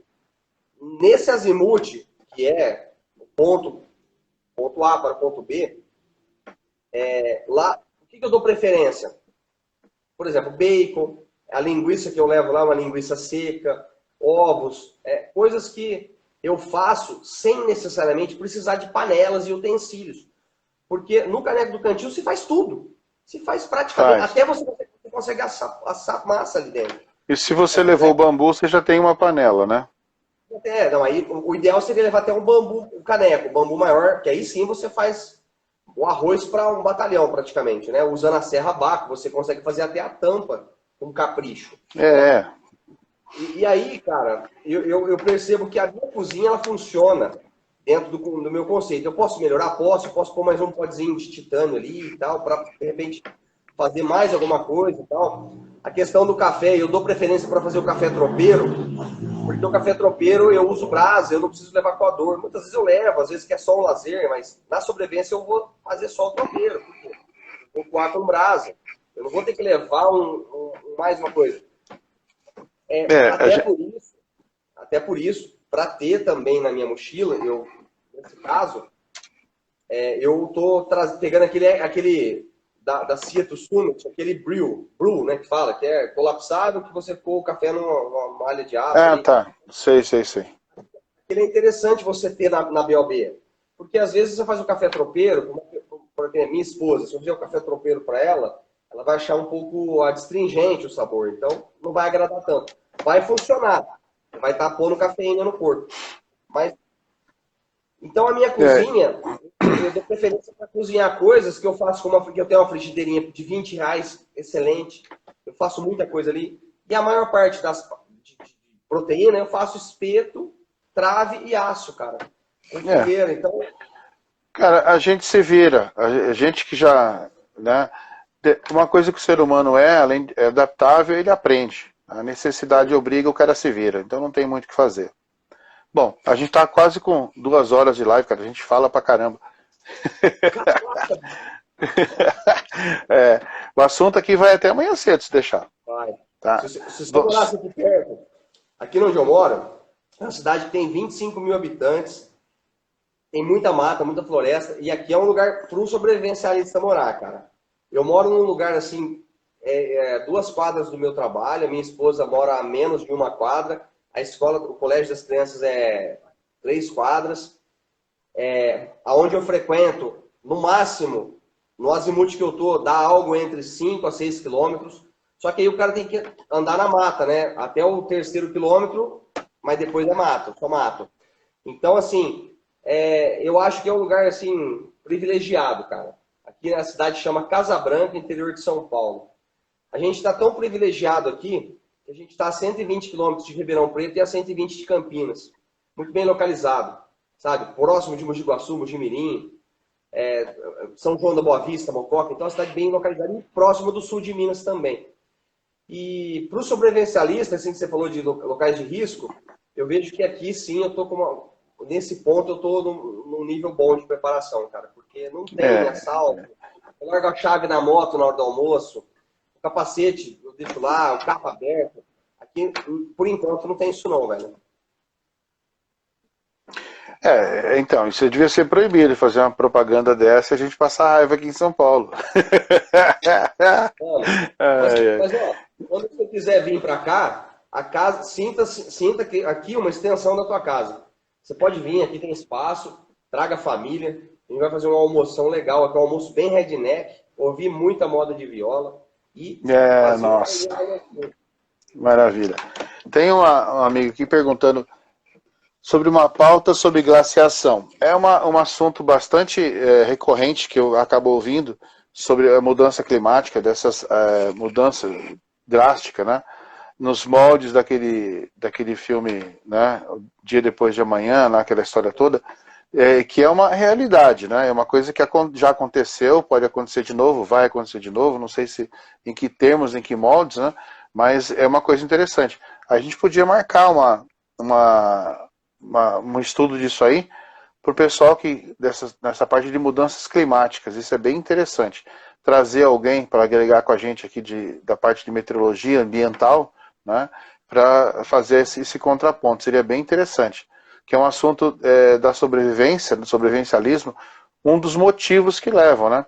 Eu já escutei de tudo, tá? Meteoro, invasão zumbi, alienígena, né, guerra, tal. Os mais palpáveis, os mais prováveis mesmo, né, segundo a história, seria as mudanças climáticas, não só a glaciação, como grandes monções, secas, etc., né, conflitos. Tanto é que eu fiz a live com o Keyson lá, que você viu sobre a Ucrânia, que mudou minha visão, um monte de coisa essa história. Então, são coisas mais palpáveis, né? Mas, enfim, esse é um tema interessante de mudança climática ambiental.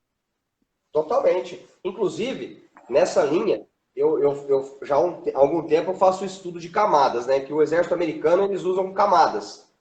Sim. E eu consegui adquirir, trazendo para a minha realidade, a última camada, que é o Gore-Tex, que é a parca ECWCS, a calça, eu consegui trazer, e a camada de fleece, que seria a antepenúltima. Depois vem, lá de baixo, vem com tipo mijão, os caras vão usando várias coisas. Um soft shell, tal, depois chega no fleece ali, e aí sim na parca em Gore-Tex.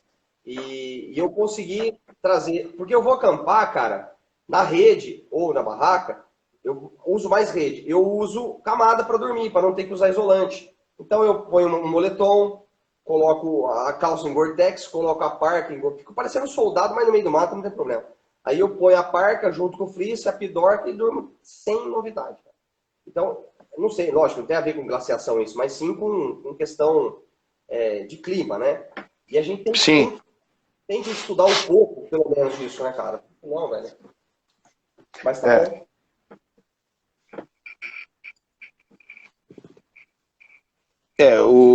O parceiro aqui da história falou, parece piada a gente discutir provisão para 3 dias, sendo que a possibilidade de glaciação é secular.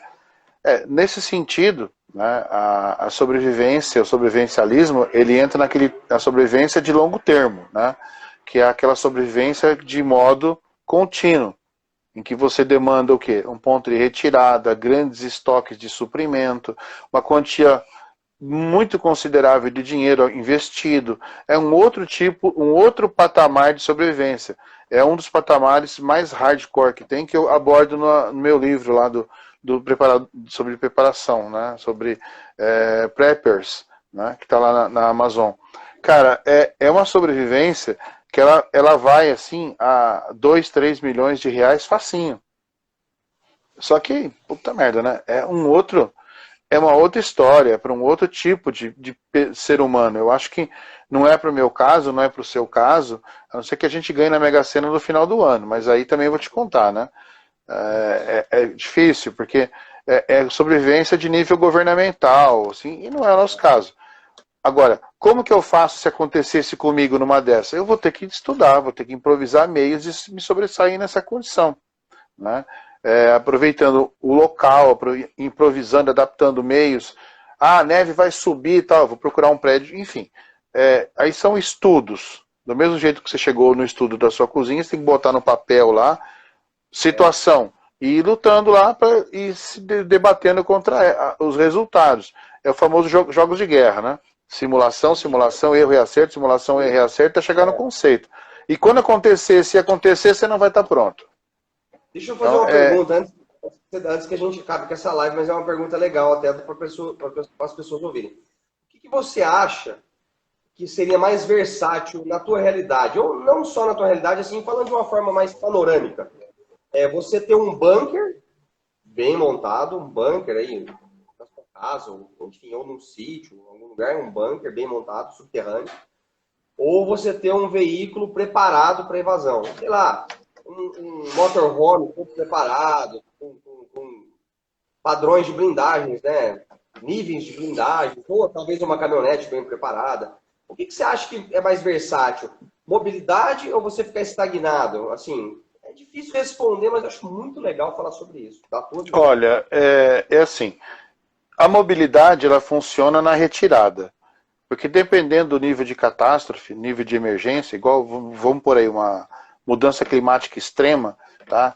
Você não vai conseguir fugir nem competir com o clima, tá? Então não adianta se você está no motorhome, se você está num veículo, pode estar num veículo blindado, no famoso tanque, né? Ele vai te alcançar. E você vai ter que parar a um determinado momento, em algum lugar. Esse lugar vai ser complicado, porque ele tem que ser propício, tem que ser adaptado, você não poder parar em qualquer lugar, tem que ser um lugar mais adequado. Demanda o que? Estudo de rotas, conhecimento de estrada. É uma coisa muito ampla. Quando você fala, olha, um bunker. Se eu tivesse condição, eu faria um bunker. Compraria um sítio, faria um puta de um bunker lá, colocava comida lá para 10 anos, sentava e assistia Netflix. Né? Botava uma câmera pro lado de fora e só ver o pau comer. Por quê? É a tal da segurança embarcada. Posso estar enganado? Posso. Mas vamos falar de vulnerabilidades para justificar. O que é mais vulnerável? Você estar andando em trânsito sujeito ao clima ou você está guardadinho? Né? É a história da cigarra e da formiga. Né? A cigarra ficou andando tocando viola. Né? E a formiga tocou lá e estava na boa. Então, eu acho que um bunker bem montado, um retiro bem montado, bem suprido, ainda é mais seguro. E você fica menos vulnerável. Né? Não que você não esteja vulnerável, você fica menos vulnerável. E olha só, cara, que visão. Porque isso daí é um pouco... divide muita opinião, porque às vezes a gente conversa sobre isso, em roda de amigo e tal, e as pessoas, eu queria um carro, prepararia e tal, questão de... Lógico que aí já vem negócio de armamento, bastante munição e tudo mais. Visão Mad Max. Igual Mad Max. Você está se expondo, você está mergulhando de cabeça na situação. Né? Já num bunker, de repente, você pode estar ali e tudo melhorar. Você fala, porra, recebi uma notícia aqui via rádio, está tudo melhor. Você sai do bunker todo pimpão, assim como a formiga, depois que quebrou. Exato. Tem um membro aqui da nossa discussão, ele fala, passei por Minas, Rio e São Paulo, hoje estou no Rio Grande do Sul. Tá? As variações de temperatura aqui são enormes, são grandes. Eu até estava vendo um vídeo, tá? Acho que na região divisa com o Uruguai, cara, tinha entrado uma frente fria lá que parecia que o cara estava no Alasca. Um vento gigantesco, neve. Diz que semana que vem aqui em São Paulo o circo não vai pegar fogo, o circo vai congelar, né? Eu não sei como é que vai ficar. Já, né? Amanhã parece que já em São Paulo. Eu não sei. Isso me preocupa bastante, porque vendo pelo ponto de vista do pessoal em situação de rua, que é uma pessoa bastante vulnerável em questão de mobilidade, de condição, né? Esse tipo de condição extrema aqui, com a falta de visão e de assistência que se tem, é condenar uma galera à morte com certeza. E a gente vai só ficar sabendo disso na segunda. Né? É osso. É osso. E uma vez eu falei numa live que eu julgava os moradores de rua um dos melhores níveis de sobrevivencialistas que tinham, né? Porque o cara com um corote de pinga e com isolante de papelão, ele tocava o pau. Mas não é bem assim, hoje eu não vejo bem assim. Mas existe sim, cara, um conceito de sobrevivência no morador de rua, né, cara? Eles têm sim um conceito de Cara, sobrevivência, né? você não tem do que chamar o cidadão que está lá vivendo. Você sai de manhã, você sai, ó. Você sai de manhã cedo para ir no metrô, o cara tá deitado no negócio, tá com um cobertor daquele seca-poço ferrado, todo desgranhento e tá vivo. Aí você chega na sua casa, põe 5 edredom e quase morre. O cara tá na rua com um e não morreu. Né? Tem, ou Deus gosta muito do cara, ou ele está muito bem preparado. Lógico, Exatamente. bebida alcoólica não vai te esquentar, ela engana, mas dá uma sensação. Ele não vai ficar parado. Aqui no Brasil não se tem aquele conceito de fazer uma fogueira num tambor igual tem lá fora. Né? Então, quer dizer, a gente tem uma. E quando o pessoal sai para ir para um abrigo, né, ele ainda tem uma chance. Só que aqui ainda tem aquele conceito que o abrigo faz mais mal do que bem, o pessoal tem medo. E puta, é um inferno, cara. É uma condição que eu confesso para você que o cara, ele para estar nessa condição de rua, ele tem que ser muito foda. Né? Porque ele tem que passar por cada coisa que, se a gente parasse para conversar com um cara desse, você leva ele para casa. Tanta dó que É, você vai ter do cara. é porque eu vejo que assim, a gente analisa, né? Como eu te falei, a gente tem que ser observador, né? Isso é uma das premissas, né? E eu vejo a pessoa na rua ali, às vezes você fala, pô, eu cheguei em casa, tomei um banho quente, coloquei uma meia, né, tal. E o cara não, ele tá naquela situação ali e vai, toca e às vezes, sabe, cara? Talvez seja assim, tem algum lance de reflexão nisso e levar para o nosso estudo, né? Assim como você falou. Porque chega a ser impressionante, né, cara? Você todo ali, eu estudo tanto para montar uma cozinha, o cara vai lá, ele vai, come o bagulho do lixo, não passa mal. Que loucura que é, né, cara? É muito Tem, amplo o tem até negócio. um, tem até um programa, não sei se você viu, não sei se já chegou aí ao ar, daquele cara que fez o Amazonas a pé, lembra?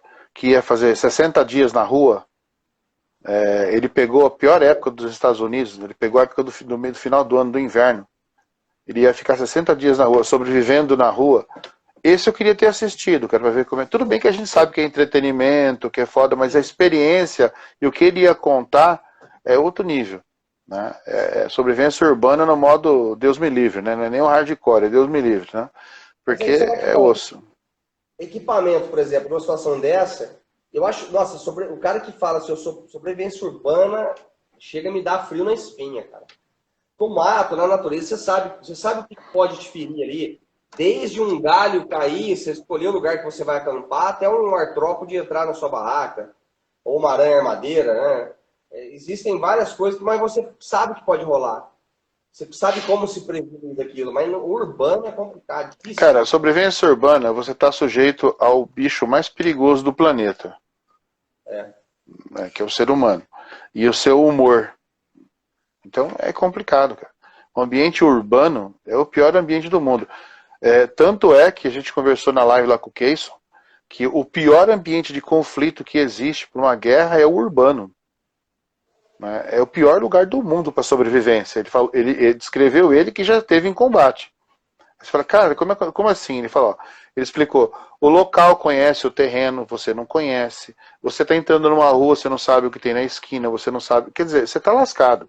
Então, esse ambiente de sobrevivência urbana vale também uma live disso, com alguém que domine esse assunto, porque é osso. Meu cara, rei, deixa fala, desculpa. não, eu ia até. Acho que você vai dizer a mesma coisa, a gente encerrar, né? Senão o pessoal aí vai falar, nossa, a gente vai ficar Sim, né, falando. se a gente falar aqui, a gente vai conversar até amanhã, cara. Não vai ter Não, isso é jeito. bom. Só uma pincelada aqui, o pessoal comentando, só para terminar aqui. Cadê? Alguns fazem isso com plástico no corpo, ele ajuda a reter a temperatura. É o famoso isolante, né? O Sim. isolamento térmico. Cadê mais aqui? Uma pergunta aqui do pessoal. Tem um companheiro aqui que fala que ele anda de bike pra caramba, sujeito a essas intempéries de clima. O cara que anda de bike, pra mim, é um herói, cara. Pega umas trilhas e faz umas coisas. Tem um colega, filho de um amigo meu aqui, o Rafael, filho do Borges, rapaz do céu. O cara faz umas empreitadas de bike que vou te contar, viu? Sem falar que bike é um veículo mais tático que tem, né? Não faz barulho. Você pode levar você arruma um pneu em qualquer lugar. É fácil a Então, cara, manutenção. o preparador que manja de bike, o cara tem uma vantagem, principalmente em São Paulo. Pessoa, vou fugir de carro de São Paulo, pega a marginal lotada, você morre na marginal. Né? O Lascou. cara de bike passa e tchau. Né? É igual o Vai cara de embora. moto. E anda bem, né? É, Eu acho que a bike ainda é mais vantajosa do que a moto. Eu adoro moto, mas eu até tenho uma moto é, para isso. Mas eu acho que a bike ela funciona bem. é. André, me fala aí suas considerações finais sobre esse assunto da BOB aqui. Lógico que a gente vai fazer outra para continuar, porque tem muito assunto, mas dá uma finalizada para a gente, então, para a gente encerrar, que a gente está com 2 horas e 15 de conversa. Bom, primeiro eu queria agradecer a todo mundo que apareceu na live, todo mundo que teve a paciência de ouvir, né? Teve atento aí a tudo que a gente falou, foi muita coisa, né? E questão de BOB, eu acho que a gente tem que começar. Mas começar de que forma? Eu vou dar meu exemplo, buscar fontes fidedignas, pessoas que realmente, assim como o nosso amigo Alexandre aí, e eu sou um entusiasta do trabalho dele, porque eu assisto, aliás, sobre BOB, eu vejo muito conteúdo dele, e é para a gente poder ter um discernimento do que a gente vai comprar, do que a gente vai adquirir, de como a gente vai empregar aquilo ali na necessidade, e se essa necessidade realmente ela precisa do equipamento. E se não é simplesmente com um estudo e uma prática de campo, o conhecimento vai suprir o equipamento. E a BOB não para por aí. A BOB não é para amanhã nem para depois, ela é para ontem. A gente precisa da BOB para ontem. A gente precisa ter esses conceitos já decantados e buscar. Se você vai ficar com um estereótipo de maluco, do louco do fundão, do maluco lá da fila da lotérica, não importa. O que importa é que você tenha consciência da preparação. Eu acho que é isso, cara. É isso aí. Falar o quê, né? BOB é uma ferramenta. É mais uma Sim. ferramenta, é uma extensão das suas mãos para que você consiga se sobressair numa situação de emergência com o mínimo de dignidade, consiga ter uma chance a mais. Lógico, conceitos como sorte, conhecimento, etc. contam, mas não dá sempre para contar só com a sorte, né? Às vezes ela vai bater na outra porta e você se lasca toda. Então você tem que aprender a se coçar também, aprender a se virar, pesquisar, estudar, correr atrás do conhecimento, né? Procurar o que é mais interessante, poder aquisitivo influencia, então economiza aí uma pizza, duas e faz uns investimentos. Esse investimento é igual investir em saúde, né? Você está investindo em você, numa coisa que, se Deus quiser, nunca vai acontecer, mas se acontecer, você está preparado. E não desistir. Procurar o conhecimento, ter uma visão de segurança, né? Visão a longo prazo, ficar atento ao seu redor e, principalmente, tá? O cara que foca em sobrevivência, ele não foca em bandeiras, em ideologias, ele foca o quê? Na realidade, em fato. Tá? Ideias e conceitos, eles se aplicam muito vagamente. A ideia é você se ater ao quê? A fatos. Tá? Então, ficar brigando por isso, por aquilo outro, a gente já tem problema demais para resolver, tá? Do que ficar brigando por ideias e conceitos de outros. Tá? Lembra do pote de formiga lá, né? É isso aí. Gostei. Beleza. E, pessoal, quem não me segue aí no Instagram, me dê o prestígio aí de dar uma olhada. Se gostar, fica. Se não gostar, pelo menos visitou e viu aí que É um verdade. negócio assim, convida o cara de estar no mato, tá numa... Aqui a gente tem sorte de ter uma floresta gigante, cara, de pinheiro, cara, de pinheiro Elliot, cara, que coisa linda. A gente chama de Blair lá, por causa do filme A Bruxa de Blair. Legal. É isso aí. Eu deixei o tag do seu canal aqui na chamada, né? Vou reforçar depois que eu postar esse vídeo também lá no canal, deixar disponível aí no Reels, tá? E vamos conversando, vamos afinando, vamos fazer outras. Eu quero agradecer enormemente quem participou com a gente, quem interagiu com as questões, com as perguntas.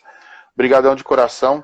Se você puder seguir o canal, acompanhar a gente lá, o Preparador Anônimo, o Bear, né? Outdoor lá do nosso amigo André, faz favor, vai lá, dá uma curtida, segue a gente. Underline novamente. É isso aí. Por que será Beer, né? Mas então, agradeço.